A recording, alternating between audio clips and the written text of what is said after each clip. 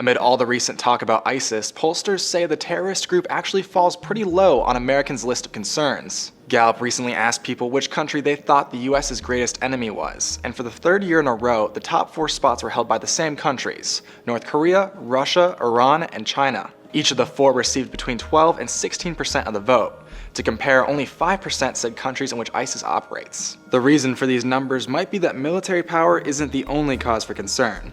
Nuclear capabilities and economics can also play a role. Meanwhile, ISIS lacks a nation-state's infrastructure. Just last month, the US military said it literally blew up millions of the terrorist organization's dollars sitting in a building in Iraq. The country Americans worry about most changes from year to year though. This year it's North Korea, but it was Russia last year and China the year before. Yet while China is a polarizing country with 44% of Americans actually having favorable opinions, minds are pretty well made up on North Korea, with only 8% favoring the country. Even the aspect that makes a country appear most threatening fluctuates. Gallup cited nuclear power more for Iran than China or Russia, despite the fact that both China and Russia openly hold nuclear weapons, and Iran is still, publicly at least, trying to develop them. A final takeaway, the top spot for greatest perceived enemy is getting less and less secure. This year's number 1 got the lowest percentage of votes in the survey's history, as did both 2015's and 2014's top threats. For Newsy, I'm Ryan Beek.